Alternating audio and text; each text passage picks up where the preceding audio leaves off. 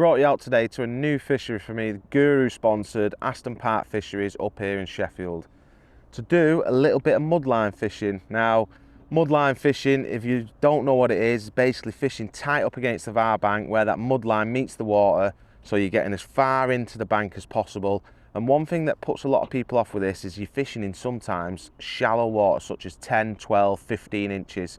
People think fish can't get in that depth of water. It sort of puts them off and they end up fishing in front of the reed beds. What that then causes is liners, foul hookers, etc. So hopefully I can give you a few tips today just to show you how to approach them mud lines. It's very similar principle to edge fishing, but obviously some days the edge fish don't come in till later in the day. So you can target some slightly better fish by going into that shallow water against the far bank and hopefully bump them weights up if you're match fishing or even pleasure fishing and have a better day's fishing all round.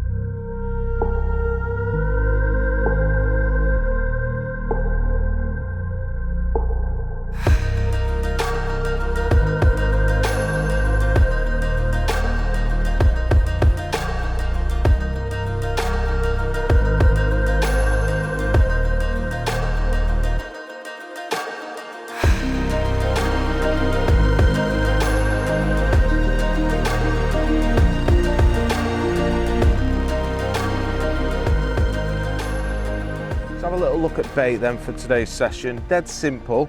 We're going to use some micro pellets, some ground bait, and then some different hook choices. So starting with the hook baits, I've got some worms if need be. They're going to be really good if we feed ground bait and we've got a big target bait. We've got some white maggots for the hook. I can put 2, 3, 4 of them on depending how much bait we're feeding. The more bait you feed at this style of fishing, the bigger your hook bait needs to be. I always say to people, think of it like a cake. The smaller the cake, the smaller the cherry. The bigger the cake, the bigger the cherry. Your hook bait has to stand out against your loose feed. So some maggots there, some worms, and then we've got some formal expander pellets. If need be, we've got them for fishing, just, you know, feeding a little bit of pellet, micros, formal over the top, great. When we start feeding ground bait, a formal expander doesn't seem to stand out as much. So that's why we've got maggots and worms. So talking about the bait prep itself, fishery only pellets here, so there's 2 mil feed pellets. They're basically the same as our 2.3 mils that we have at Blake's, so same preparation wise. I'll tip them in. I'm not going to need loads of bait for today's session. Probably got 1.5 pints of micros there, and I'm just going to cover them with water, just flood them with water. There's 2 ways you can do your micro pellets. You can either drain the water off so they're just covering the pellets, so you can see your pellets will just be popping through the top of it.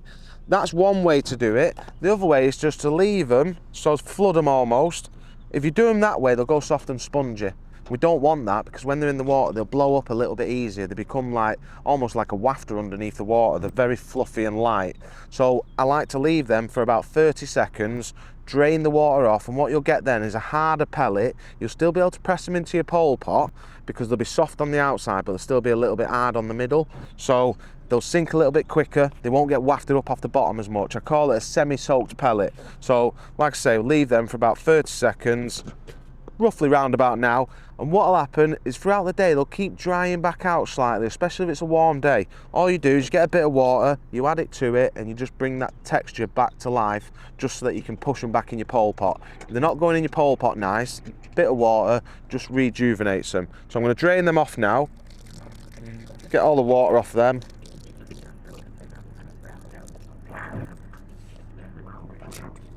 So I'll leave them now to soak through. Like I say, they'll probably take about 10 minutes to fully come round and then they'll be sound. Ground bait wise, pole mix, you know, pretty much the only mix I use in the summer months. I always like to measure this because for a starting point, I always like to go half water to whatever amount of ground bait I use. So for example, let's say we put 2 pints of ground bait in. We've got 2 pints of ground bait there into the bucket. We'll probably go 1 pint of water. So this tub's 3 pints, probably take 1/3 of water straight into the mix, and that'll just give me a starting point. So when I'm mixing this now, you'll see it'll go a little bit stodgy and wet, and this just gets some of the particles dampened off and a little bit nicer. So it's a bit of a stodgy mess at the minute, but it'll take loads of water on. and then it'll dry out, and then I can sort of get it to the consistency I want to later. I don't want to overdo my ground bait initially, and I don't want to underdo it, so get a decent amount of water in. Like I say, if you go 2 parts ground bait to 1 part water, so 1 pint of water, 2 pints of ground bait, 3 pints of ground bait, 1.5 pints of water, etc. That'll give you a good starting point. It'll get your ground bait mixed, it'll get it going, and then we can add water to it again second time round, and then we'll see where we go from there. So bait prep is pretty much done now. I just need to chuck this through a riddle. I'm going to let it take on the water first though, and then we'll pass it through the riddle, and I'll show you how I get the second stage of my ground bait to the right consistency. Right, so the ground bait now has been left to sort of absorb all that water. Now I need to distribute that water. You've got, as you can see, some lumps in your ground bait. It's just where there's more water, you know, it needs breaking up and distributing through the mix. So onto your riddle, straight onto that riddle. Riddle over the top, and just give it a shake it into the middle, push it through with your hands. Into the middle, push it through with your hands. Just work that into the middle. Get rid of all them lumps. Like I say, this is just distributing the water around your mix now, so it's just making it a little bit more even. You've not got them big lumps. Once that's done, now I've got a lovely nice mix, but sometimes it can be a little bit too dry because I've not added enough water. And when it's dry, it clouds up more. If there's a lot of fish in your peg, it can draw fish in too quickly. You end up foul looking fish. So I want to get a bit more weight into this now. So second part of the mixing, little tiny bit of water. I use my hand just to spread it. And I just put a little bit in at a time. Apologise for the noise. There is a bit of work going on behind us. So second round, mix it through. Now it starts to clag up that little bit more again, but I'm not going to ruin my mix in one go. So now the mix is feeling nice and heavy, and when it goes down, it's going to go down a little bit quicker. You're still going to get cloud off it, but it's going to sink a little bit quicker. There's going to be nothing hovering your peg. So this needs to go back through the riddle, and you know when your ground bait's right, because when you go to put it through the riddle the second time, it's just that little bit harder. Don't go through just shaking it. You've just got to push it through, and again, this is spreading all the water about the mix. Work it to the middle, push it through with your palm. You can see there, it's just clagging a little bit in the riddle, and that's exactly what you want, because that means you can't get any more water into the mix without ruining it now. When you finish and you passed it through, what'll happen now, you've got as much water into that mix as possible. If it's a really hot day, it will still start to dry out. And then a good little tip that I have, when it is a hot day, again, instead of adding water to your mix and having to put it through the riddle every time, what I'll do is I'll take some of my pellets, I'll wet them in some water, so I've got wet pellets, and as I put that in the ground bait now, each individual particle, it helps distribute the water through it. So you don't have to push it back through the riddle. The micros almost separate your ground bait. But we'll talk about adding pellets and other baits to your ground bait later on. That's the prep done. I've got my micro pellets. They're just holding together. Again, if they dry out, I can tack them up with a little bit of water. My ground bait is the right sort of weight, nice and heavy. So one of these two baits is going to be best. I've never fished here before, so I don't know. But we've got some micros, we've got some ground bait. Let's get to the peg and see if we can catch some fish.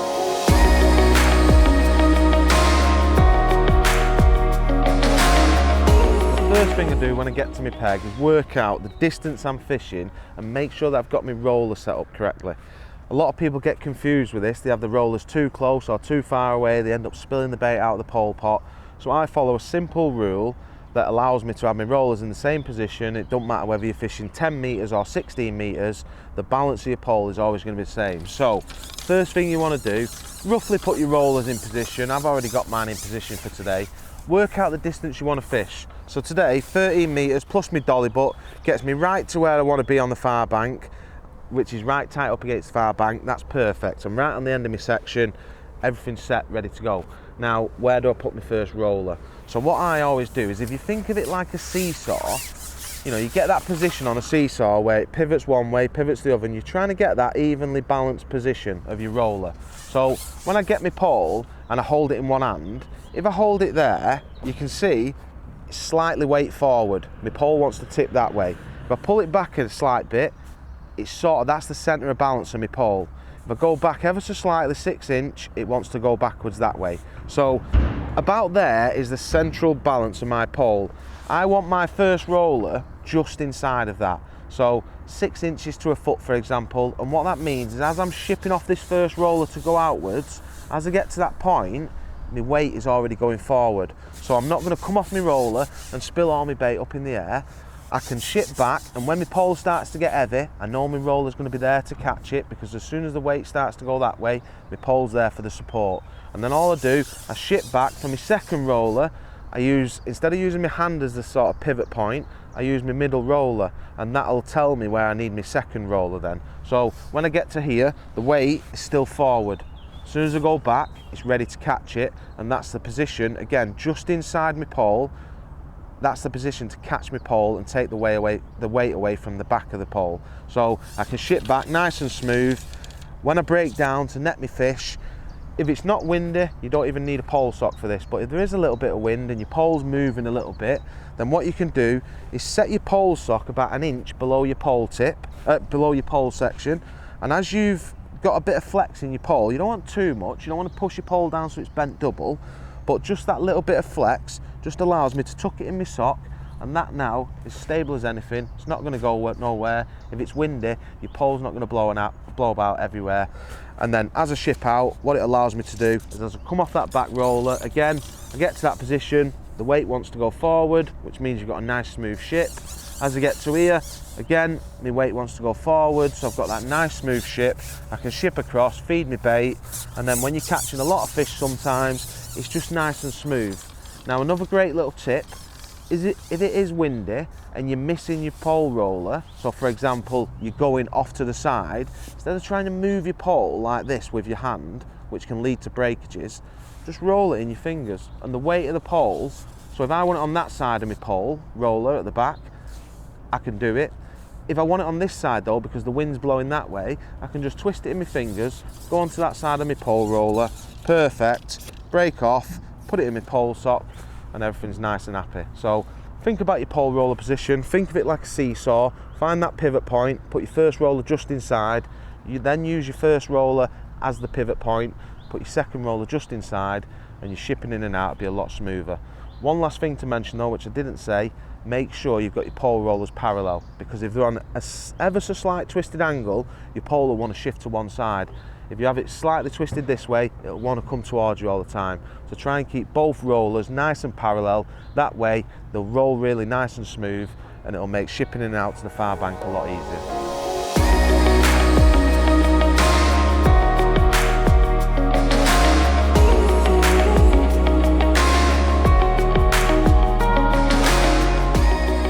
So let's start the session. I've got a formal expander on the hook, and I'm just going to feed the micros. Just to start with, we can have a little bit of go on ground bait later, but to start off with, I always like to gauge the response from micros. What's important here, don't press these in too hard. Every now and again you might spill a few on the way out, but you're just trying to basically just press them in enough so that they just hold in upside down. So gentle press, that's perfect.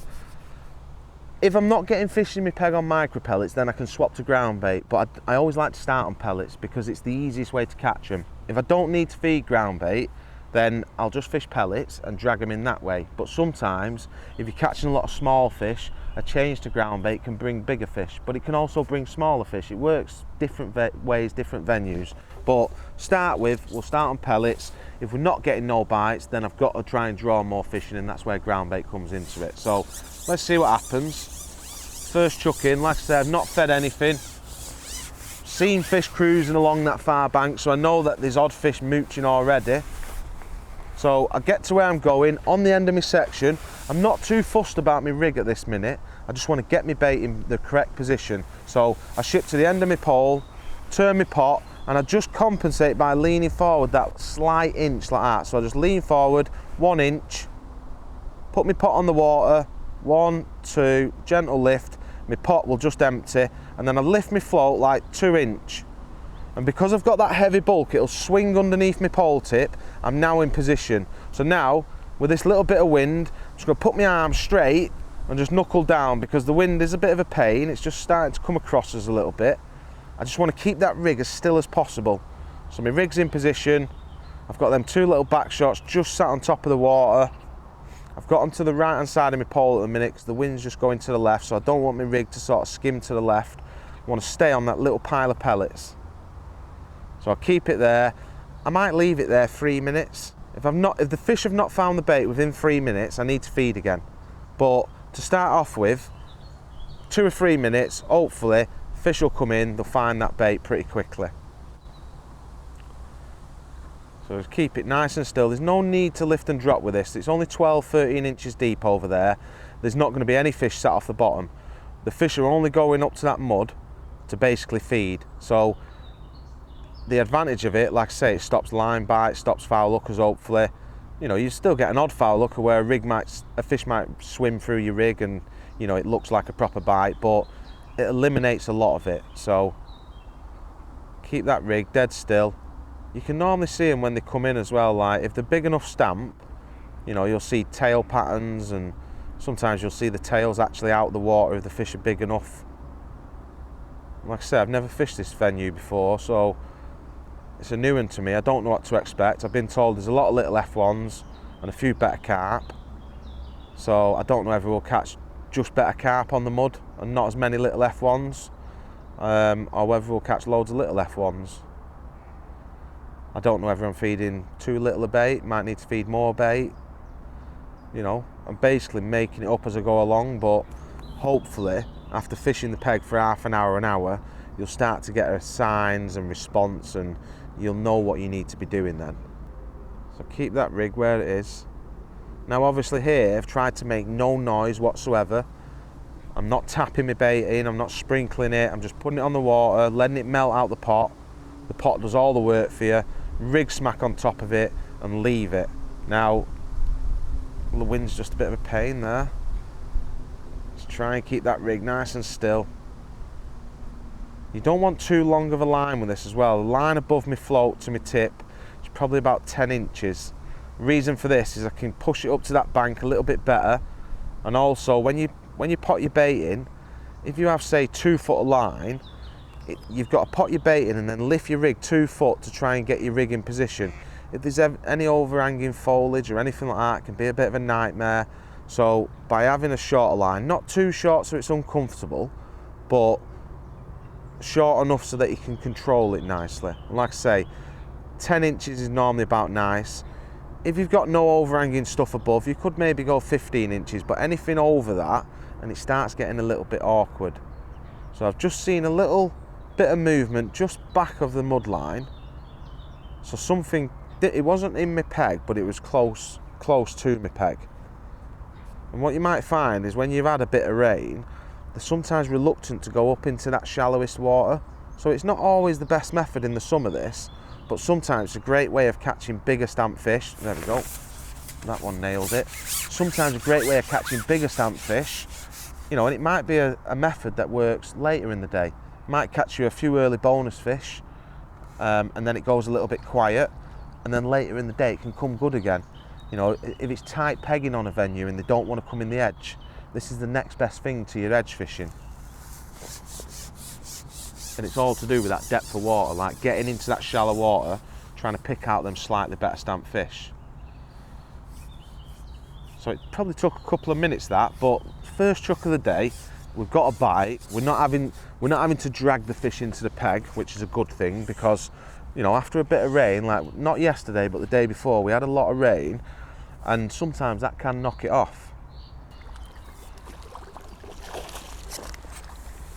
I actually thought that was a common when I first hooked it. I must have spooked a common as I brought it in, but decent stamp little fish. Obviously, if this is the sort of stamp of fish you're catching, that's exactly what we're looking for, like 3.5 pound I would say. Absolutely immaculate fish as well, like really good nick. To me they're like perfect match size carp for snake lake fishing. Let's pop him back. Right, so same again, formal expander on the hook. Just keep repeating the process now. Fill my pot up, overloaded, gentle pressing, just make sure that they're pressed in.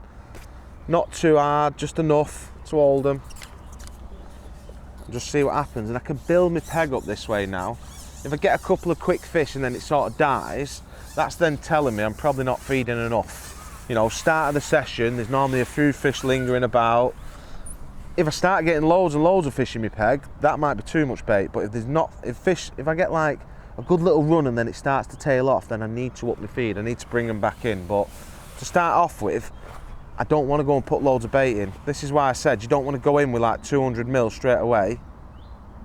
Because if I'd have done that and I'd have had 5 or 6 of them 3-pounders in my peg, all of a sudden I've too much activity in my peg. They're a nightmare to catch. You know, it didn't take long there to get my first bite. So second feed now, straight away. So I didn't even see a fish that time. I'm in 12 inch of water. I don't know how big it is, but I weren't expecting a bite that quick. But literally, that fish has probably just come up that slope, ate it, straight away. My pile's nice and tight, my accuracy's good. It's almost like that method feeder presentation, but on the pole. And I've had a nice clean bite again.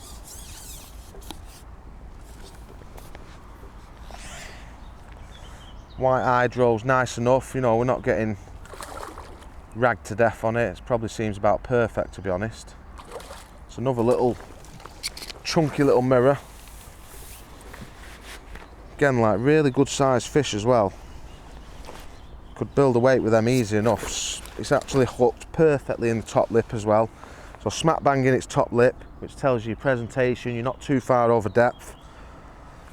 And again, like, I'll just show you this one. Real fat belly on it. Immaculate fish. I bet that's probably nearly 3 pound. It doesn't look that big, but honestly, like the weight to it is really good.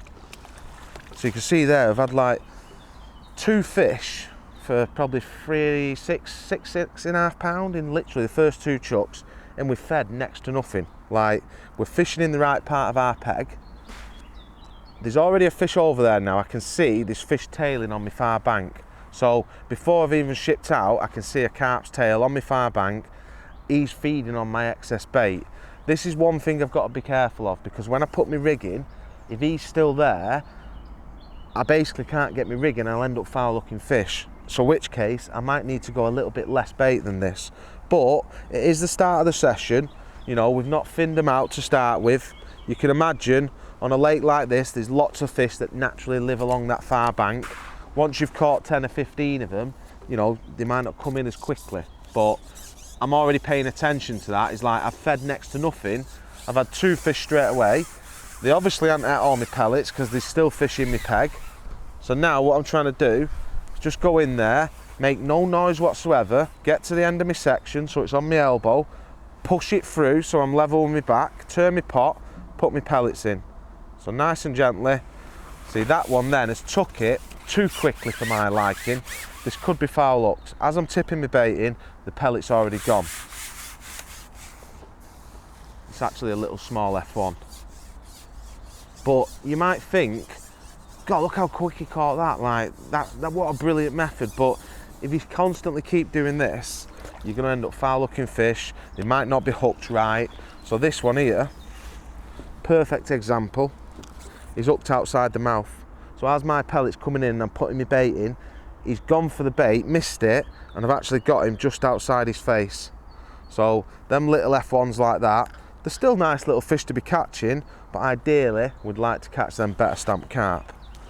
So if this was the case now, and I think to myself, there's too much bait in my peg, sometimes you need to calm them fish down.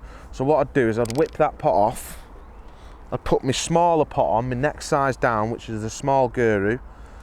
That might be all it takes for me to catch. You know, I might literally have to put that many pellets in my pot, which is literally next to nothing, just a tiny little pinch. That's just enough to get a bite. So that might be all that's required. So again, I always overfill it, gentle press in so it's level with the top. That might be all it takes for me to get a bite now. So I'm just gonna have a go on that. Formal expander again. If the fish are there, you don't need to feed to draw them in. You just need enough bait to set a little trap, catch that fish and start again. But what I don't want is excess bait left in my peg so that I'm having a nightmare like last chuck and hooking fish before I've actually got my rig in position. So this time now, get to where I'm going, turn my pot, lean forward an inch, bait in position, 1, 2. That didn't empty as well that time. Push that rig against the bank. I've got a tiny little pile, hopefully my hook bait's right on top of it. Let's see if we can get a clean bite. So they're straight on that bait. Yep, he's on it. Didn't look good to me, that one. Hopefully a few feeds of this small pot will actually calm these fish down, because instantly, and obviously you're pleasure fishing as well, which means you're drawing as you've got the whole lake to sort of draw in your peg. You know, we've got loads of room, nobody's taking fish off us, we've not got nets in.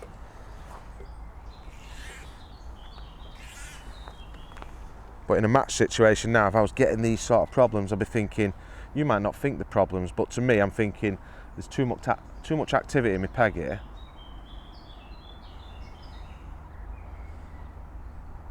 It didn't look a good bite, it was too slow, it went off to the side, sort of almost hooked itself, so it wouldn't surprise me if it's sort of under the chin again.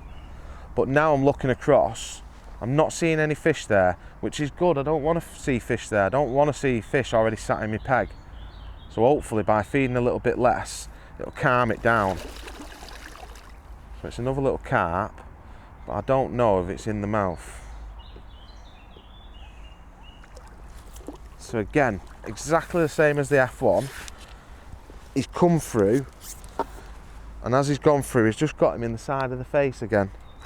But I'm looking over there, there's not much activity. Hopefully, after 3 or 4 feeds, I always think the first 10-15 minutes of your session, you always can catch a few of them quick mugfish.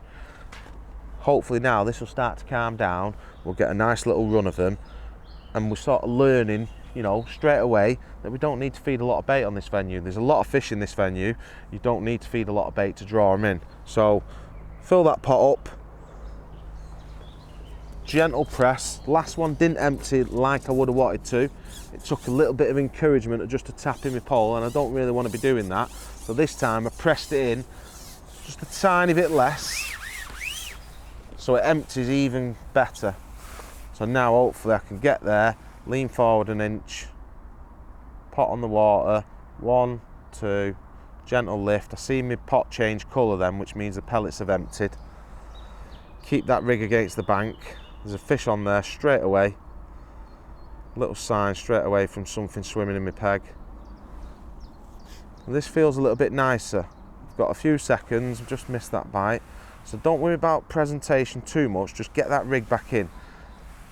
Just get it in nice and quick. That bulk will just choo straight to the bottom. You know, there's no need to lift your rig and lower it in inch by inch. Just once your float's in position, just get that bulk down to the bottom so you're fishing. If you push it too far up the shelf like I have there, your float won't settle, so there you go. Bristle's gone down, just a few mil showing. If I shove it too tight to the bank, my bulk will lie on the bottom, so then I just pull my rig back towards me, push it back in. So my peg's a little bit calmer now, it's a little bit nicer. This is how I want it. I want to be getting them clean in the mouth and catching them properly. I don't want too many fish sat in my peg. Now, if my bites start to slow a little bit, I'll go back to that pot I originally started on, because I might not be drawing them in my peg quick enough. And I don't want my peg to naturally slow and then I'm not catching them. So if I need to, I can just put a little bit more bait in, draw them back in again. But if you have that problem where there's too many fish in your peg, then you just need to calm them down. So again, another little carp. So I had 3 little decent carp in 4 chucks at the start, so hopefully we're sorting the better stamp fish out here as well. Like I said, I don't know the venue brilliantly, so I don't know what ratio of carp to F1s you should be catching, but it's actually a decent F1, I think. Yeah, slightly better F1. I was told there was a lot of little F1s, so it's a nicer stamp F1, probably a pound and a bit. Again, hooked perfectly, top lip, not in the side of the mouth, perfectly hooked. So that little pot has actually calmed the peg down a little bit. And like I say, if we start having problems now, not getting bites, we up the feed. If there's too many fish, we cut the feed back. So what we'll do, we'll carry on fishing, let us peg develop, and then we'll see how we sort of get on with it, and you know, see if it changes, see if it goes a little bit slower, a little bit better, see what the stamp's like. Sometimes I might not be feeding enough and I might start catching smaller stamp fish, whereas if I up my feed a little bit, I might be able to drag a few better fish in. So let's fish for a little bit. We've only just started, sort of get ourselves into the match, or into the session, should I say. We're not on a match today, but I'm a match angler myself. But get ourselves into the sort of session, see how it progresses, and then we'll have a better read in sort of half an hour's time.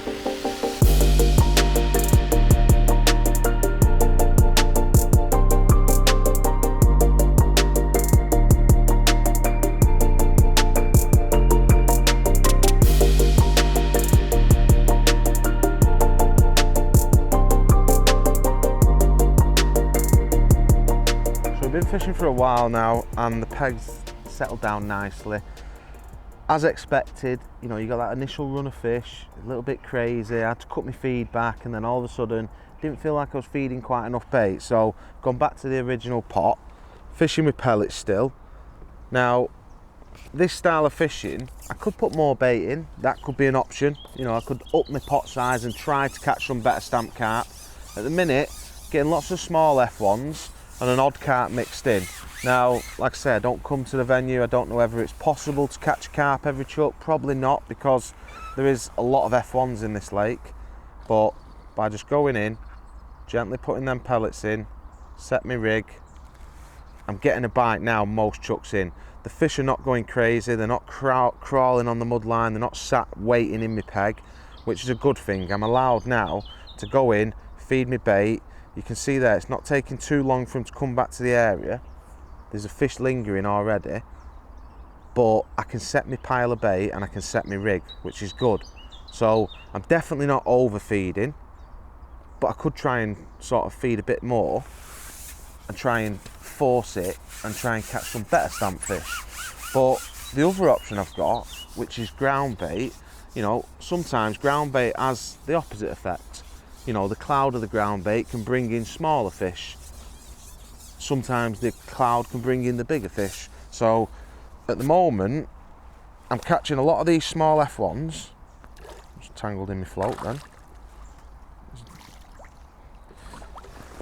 Catching a lot of these small F1s, and I want to try and catch some better stamp fish. You know, there's lots of these to be caught, probably 8 to 12 ounce F1s. But I want to try and catch some better stamp fish. So how could I go about doing that? Well, I'm allowed at the minute to set my rig, get my rig in, that's fine. Nothing rig-wise changes, you know, everything stays exactly the same mechanics-wise. The only thing that'll change now is when I start feeding ground bait, this amount of ground bait's not going to be enough, because it's almost like a dust. You know, there's no food content in ground bait. It's a great attractor, but it doesn't really fill the fish up, which is a good thing because it means you can feed more of it. So I'm going to move to the next pot size up, which is the medium. I could potentially even go to the large. If I go to the large, in fact I will go to the large just to see if it sends me peg a little bit daft again. Now if it does send me peg daft, and what I mean by daft is lots of fish, too many fish coming in the peg, I can then drop back down to my medium. So what I can do now, start filling this up with ground bait. At the moment I've got neat ground bait. Now I have got the option of adding some food content to this, so some micros, but again, because it's so shallow, I feel like just a cloud of ground bait and that attraction with nothing in it might be enough to sort of drag the fish in. If I put too many micros in this, I could have the same problem, I have a lot of fish lingering. So before I start putting any bait into it, I'm just going to try and neat ground bait. Now, hook bait wise, I could go with an expander. Expander could be good. I've also got the option of worms if need be, but because there's a lot of little F1s, I don't feel like I need that. So I feel like a good hook bait when I fish this style of fishing is 3 maggots. So 3 white maggots on the hook, and I'm hooking them all through the thin end. So I've got lots of hook points showing. I've got a 16s hook on there. So it creates like that little Medusa of maggots. It's visual, but it's nice and soft. I can catch a fish 6 ounce on it, I can catch a fish 10 pound on it. But I've got a nice little hook bait there. I can now fill this up with ground bait, so exactly the same thing, overload it. With the large pot, I like to just press my palm on it like that. So again, it's just enough to hold. I want it to just melt out of that pot when I get over there. It's important as well, when you put your pot on the water, make sure you lower it to the holes, and that helps it flush out. So let's see what happens with this. Nothing, like I say, nothing changes now. You're just changing the bait from pellets to ground bait, and pellets has been brilliant. You know, it might be the best bait. This might start bringing a few more better stamp fish in the peg, might send them a bit daft, but we're just going to try and force it just to see if we can get a few more better stamp fish coming. Now, I don't expect this to work instantly. You know, I don't expect to catch a big carp first chuck just because I put ground bait in. It might take 10 or 15 minutes of fishing just to see what happens with it. So there was a slightly better stamp fish, but it did blow it a little bit. It weren't right on my feed, so I feel like there's still going to be some ground bait where I'm fishing. Sometimes if they blow your bait and you feel like your bait's kicked away from where you're fishing, you need to come back in and feed. That was a good few inches to the left, so I feel like I might still have a chance of getting a bite here. You go to some venues and you fish pellets, and it gets you a few at the start, but then you feel like the fish are not coming in your peg, and that's when you need to feed that ground bait to drag them into your peg. So some venues where the fish are a little bit bigger and you're a little bit more patient, you're not getting as many bites, you know, ground bait's needed. So don't just think like when you fish the mudline you've got to fish pellets. You know, it's a great starting point, but there is certain venues where, you know, you don't catch a great deal on pellets and you have to fish that ground bait. It's the same as your margin fishing.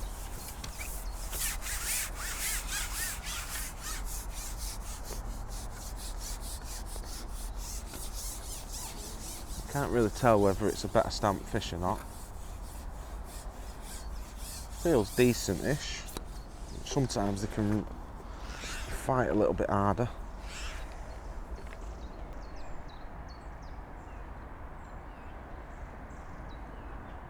That white hydro's perfect for on it. It's not getting, you know, run ragged by the carp, but it's just nice and soft if you get them F1s as well.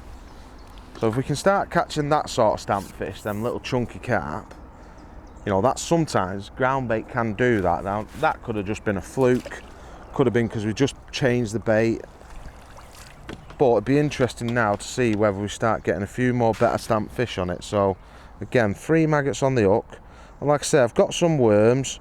Probably don't need to fish worms today, but they're there as an option because it's a nice big hook bait, and I can have it as big and small as I like. You know, where allowed, I'm not even sure if you're allowed meat here, I don't think you are, but where allowed you can fish a piece of meat, you fish a piece of corn. Like, I can fish literally any bait over the top of this ground bait, and some days certain baits will work a lot better. So give yourself an option, give yourself a bit of variety. My 2 favourites are maggots and worm. So, you know, if I'm fishing with ground bait, big carp, I can fish with like a big piece of worm. Smaller carp and F1s, I can fish with maggots. So this time, this is only a little small F1. Again, there's so many fish being caught. I'm thinking to myself now, maybe I should put some micros in. Maybe I should, you know, put a bit more food content in there. Maybe I'm not feeding enough at the minute to sort of attract and hold them better stamp fish. So if that was the case, what I'd do now is I'd get my ground bait and I'd take some micros, and I can add my micros to my ground bait. So sometimes I can go 50-50. So say there's 2 handfuls of ground bait, and sometimes I like to have a separate tub for this so I can call it my mixing tub, because obviously if this is too much bait now, I can put ground bait in and dilute it a little bit, but it's always nice just to do it as you go along. So because it's a new venue, I don't want to put all my micros in my ground bait at the start and then think, oh, I don't want any micros in it now, I just want neat ground bait. But there now, what I've got the cloud of the ground bait going through, but once it's settled on the bottom, I'm also going to have some micro pellets in my peg. So we'll try that. Again, you've got to give this time to develop. You know, it's not going to work instantly first chuck. You're not going to think, oh, that worked, right, that's the way to go, you know, because that first fish we caught, that carp, could have just been a fluke. The other thing I can do, I can put 4 maggots on. I don't feel like I need to, but, you know, if you're catching some big carp, or if you're catching a lot of small silver fish and you want a slightly bigger up bait and you feel maggots is the best, but they're eating 2 or 3 maggots, you know, just slip 4 on and see how that goes. So again, get to the end of that section. I've just seen a little bit of movement in my peg, so what I might have with this now is as I start feeding more, I might have more fish sitting in my peg and waiting. You know, it might just be one of them venues where you've just got to get your head down and take what comes and just fish through the smaller F1s and just take the bigger carp as and when they come in your peg. Like, that's what it's been like on pellets, to be fair. You get a few F1s and then you just get a random carp out of the blue. There might actually be no way of sorting the carp out.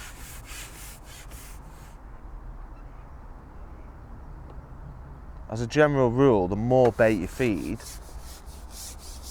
carp are just a greedier pig than F1s are. So if you feed more, you can generally put the F1s off and catch more carp. But do you want to do that? I don't know. So again, it is another carp, but it's not a big one.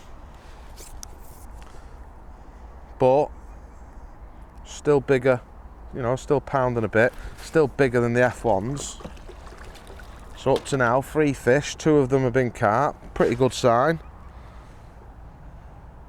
Put 3 maggots back on again. Like, the main thing with this is just maintaining your bait in your peg. You don't want too much bait in your peg. You want just enough to get a bite. So make sure you've got a big enough pot on.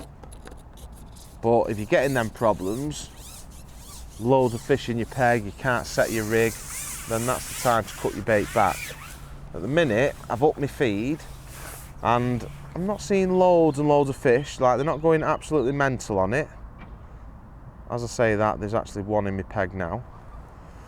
But they're not going like absolutely mental. Let's see, that's what you don't want, where they're pushing your rig about.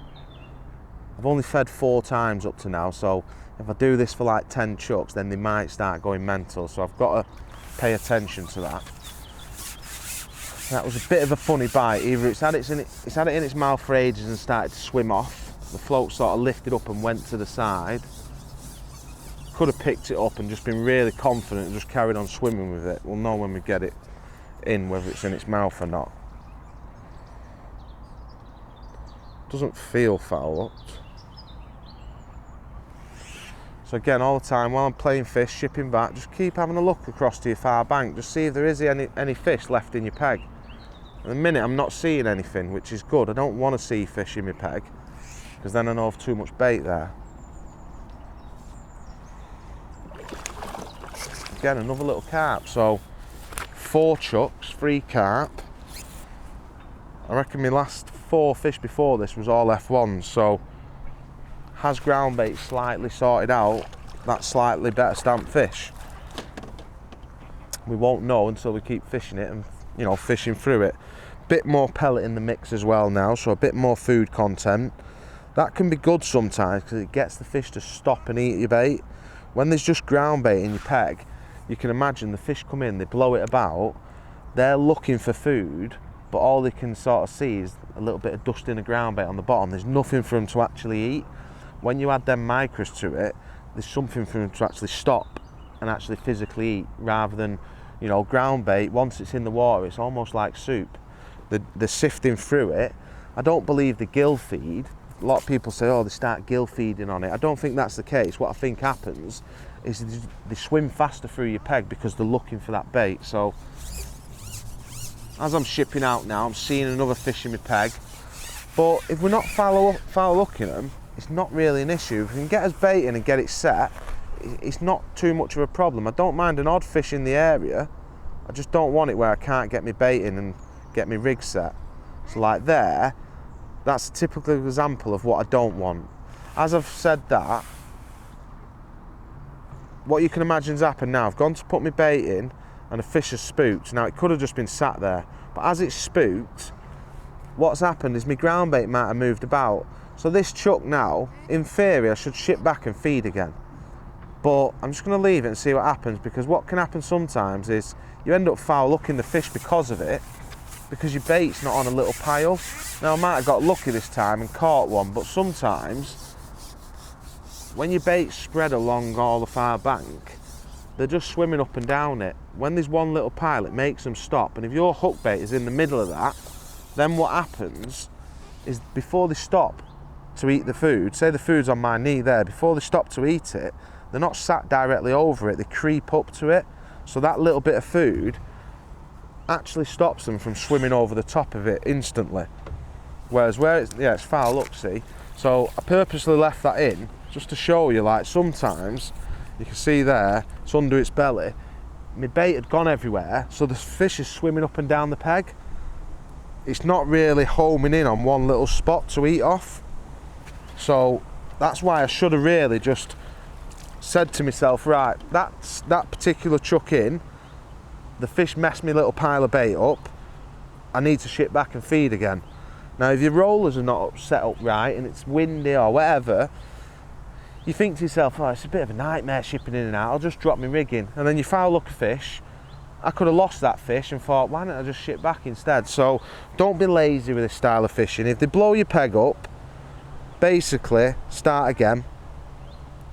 And if there's too many fish in your peg and you can't set your rig, get rid of that pot, go to the medium pot or whatever pot it is that, you know, the next pot size down, and a little bit less bait might calm the fish down.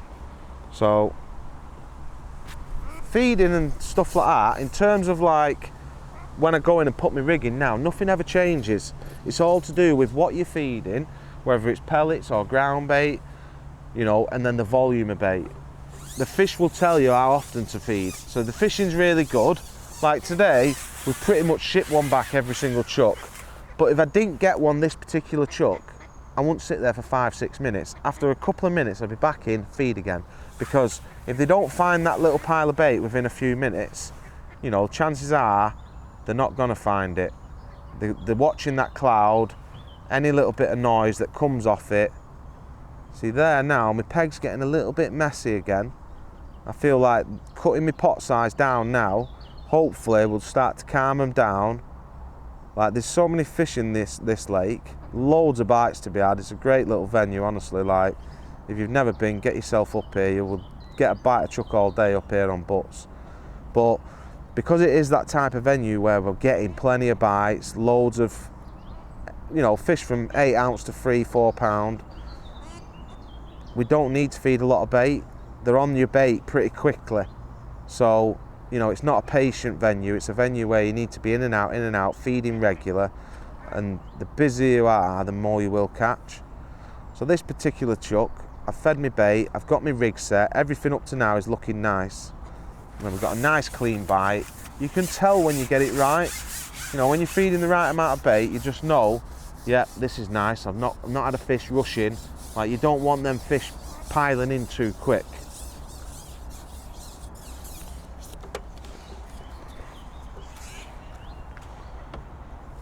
Another little carp.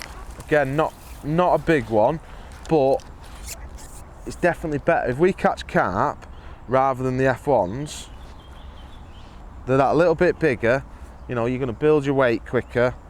They're a bit easier to catch as well. Them little F1s, they can sometimes swim about your peg, be a little bit of a nightmare. So that pretty much proved, like, what, 6 fish, probably 4 or 5 of them have been carp, 4 of them have been carp. So ground bait probably does draw a few more carp in. It's definitely dragged a few more in there. My ratio of carp to F1s has definitely gone up since I put ground bait in. Whether that continues or not, I don't know. You know, you need to fish the venue a few times. You might be certain areas where you catch more carp and less carp. You know, I'm not a venue expert. I don't know the venue very well. I'm just going off what I've learnt from today. But by feeding pellets, feeding ground bait, mixing it up, sometimes have a bit mixture of both, a bit of ground bait and a bit of pellets, so you've got a bit of food content in there as well. You know, it's not just a case of ship out there, tap some pellets in, catch fish, chuck. There is ways that sometimes you can catch a slightly better stamp fish, and there will be days, even when you're catching smaller fish, that ground bait is still better than pellets because that cloud will draw them in. So, you know, think about it. But if you've never done this style of fishing, honestly, it's so exciting. You can see the fish tail up, you can see the little vortexes, you can almost anticipate that bite, and it's just an exciting way of fishing. And if you're doing it on a venue where it's tightly pegged and the fish don't want to come in the margins, this is the next best thing to it. It's like you can sort of target some better stamp fish. If you fish down the middle, sometimes you get an odd decent fish, but generally your fish will be smaller. If you can get into that shallow water when the water's warm and it's a little bit more coloured, like the height of the summer, you know, it's not a method that'll work all year round. It's definitely a summer method when the water's warm and the colour's right. You know, it's got enough colour in the water where the fish feel safe, but it's definitely a method where you can catch a few better stamp fish. You know, it's won me loads of matches over the years. It's one of my favourite styles of fishing. Hopefully I've give you a few tips and tricks and it'll put more fish in your net when you get out on the bank. But yeah, if you enjoyed that video, like and subscribe to the video as well. You know, you won't miss any future videos or anything like that. And if you've never been to Aston Park before, get yourself up here. It's a fantastic little setup.